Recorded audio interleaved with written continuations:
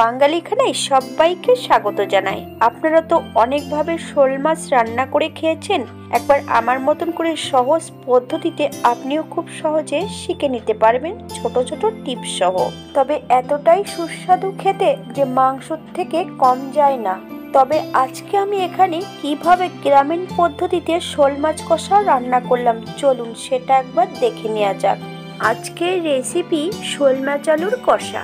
800 থেকে 900 গ্রামের একটা শোল মাছ বেশ ছোট ছোট টুকরো করে কেটে নিয়েছি। 1 চামচ নুন দিয়ে বেশ ভালো করে ঘষে পরিষ্কার করে নিয়েছি। মাছগুলো আপনারা আপনাদের পছন্দ মতন ধুয়ে নেবেন।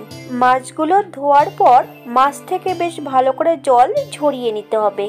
এই পর্যায়ে অ্যাড করব 2 চামচ নুন আর 1 চামচ হলুদ গুঁড়ো। আপনারা যদি পছন্দ করেন তাহলে 1 চামচ কাশ্মীরি লঙ্কার গুঁড়ো অ্যাড করতে পারেন।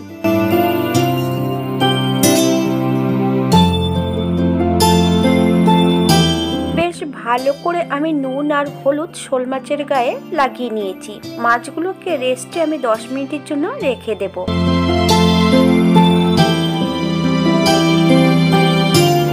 এই পর্যায়ে কিছু মশলা বেটে নেব এবং পেঁয়াজ রসুনগুলো কেটে নেব।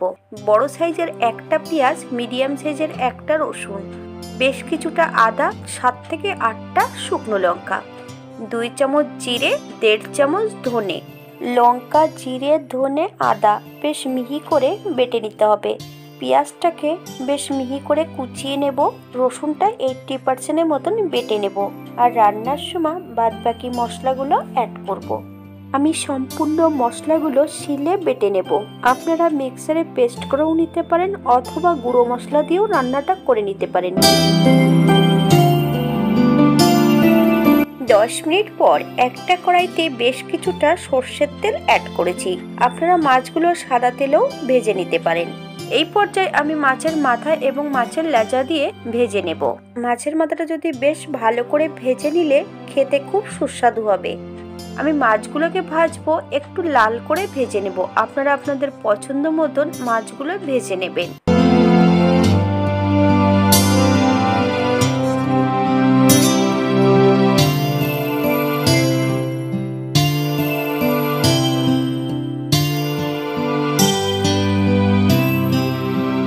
মাছের পরিমাণটা বেশি আছে, তাই এই পর্যায়ে অল্প অল্প মাছ দিয়ে আমি ভেজে নেব। যেহেতু জ্যান্ত মাছ তেলের মধ্যে দেওয়ার সঙ্গে সঙ্গে উল্টিয়ে পাল্টিয়ে ভেজে নিতে হবে, তা না হলে মাছগুলো বেঁকে যেতে পারে। মাছগুলো ভাজার জন্য 8 থেকে 10 মিনিট করে আমি সময় নিয়েছি। আপনাদের এর থেকে কম বেশি সময় লাগতে পারে।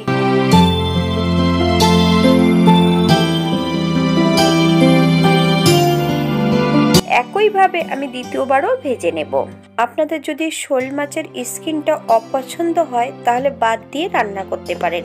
তবে মাছগুলোর পিসগুলো একটু ছোট ছোট করে কেটে নিতে হবে। বেশি মোটা করে কাটলে শোল মাছের মধ্যে নুন ঝালটা না গেলে খেতে একটুও স্বাদ হবে না। এই পর্যায়ে আমি সম্পূর্ণ মাছগুলো ভেজে নিয়েছি।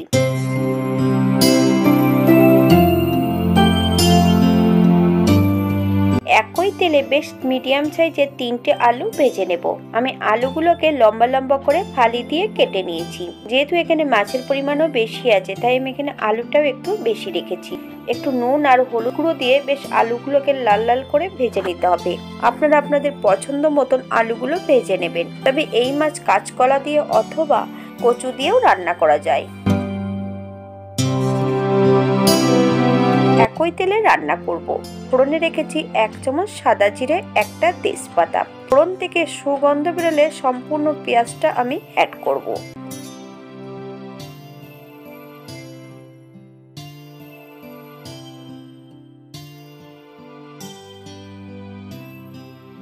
সামান্য একটু নুন দিয়ে বেশ পেঁয়াজগুলোকে ভালো করে ভেজে নিতে হবে, অথবা যতক্ষণ পেঁয়াজ রসুন থেকে কাঁচা গন্ধ বেরোবে ততক্ষণ বেশ ভালো করে পেঁয়াজ রসুনটা ভেজে নিতে হবে।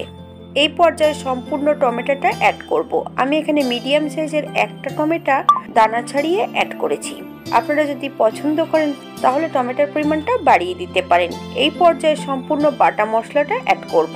বেশ 2 থেকে 3 মিনিটের মতন মিডিয়াম আঁচে আবারও আমি নেড়ে নেব।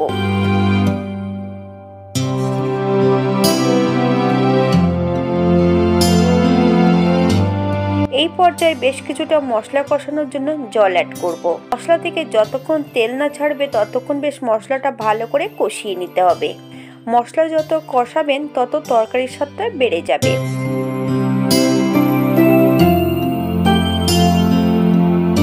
এই পর্যায়ে আমি সামান্য একটু চিনি অ্যাড করেছি। আপনারা যদি পছন্দ করেন তাহলে পরিমাণে বাড়িয়ে দিতে পারেন। এই পর্যায়ে আমি সম্পূর্ণ আলু এবং 4-5টা কাঁচা লঙ্কা অ্যাড করব।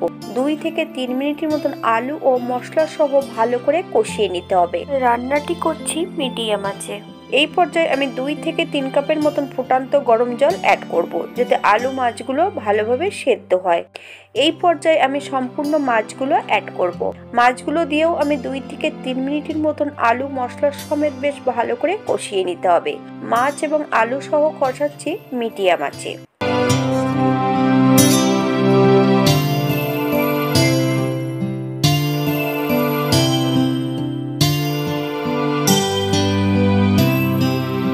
পাকা শোল একটু সেদ্ধ হতে সময় লাগবে, তাই আমি এই পর্যায়ে 3 কাপ ফুটান্ত গরম জল অ্যাড করেছি। আপনাদের যতটা গ্রেভির প্রয়োজন ঠিক ততটা জল অ্যাড করবেন। হালকা হাতে নেড়ে চেড়ে মাছগুলোকে একটু সেট করে নিতে হবে। এই পর্যায়ে আমি 10 থেকে 12 মিনিটের জন্য ঢাকা দিয়ে রেখে দেব।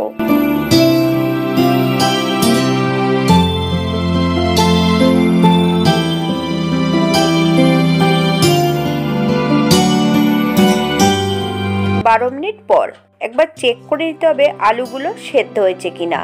এই পর্যায়ে আমি সামান্য একটু নুন অ্যাড করেছি, কারণ আমার মনে হচ্ছে নুনটা একটু কম আছে। যদি আপনাদের মনে হয় তাহলে এই পর্যায়ে নুন অ্যাড করে বেশ ভালো করে একটু ফুটিয়ে নেবেন হাই ফ্লেমে। এই পর্যায়ে আমি অ্যাড করব 1 চামচ গরম মশলা বাটা। আপনারা গুঁড়োটাও অ্যাড করতে পারেন। বেশ ভালো করে মিশিয়ে দিতে হবে। এই পর্যায়ে গ্যাসের ফ্লেমটা অফ করে দেব। দিয়ে আমি 5 মিনিটের জন্য স্ট্যান্ডিং টাইম দেব, তারপর সার্ভ করব।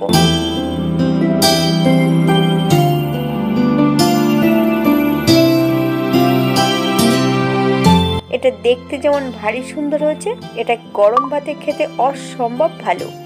আপনারা বাড়িতে একবার একই পদ্ধতিতে তৈরি করবেন। খুব সহজে আপনারা এই রেসিপিটা তৈরি করে নিতে পারবেন। সবাই সুস্থ থাকবেন, ভালো থাকবেন। অন্যদিন একটা নতুন রেসিপি নিয়ে আপনাদের সামনে আবার আমি হাজির হব। ভিডিওটি ভালো লাগলে একটা লাইক কমেন্ট দিয়ে পাশে থাকবেন। ভিডিওটি দেখার জন্য ধন্যবাদ।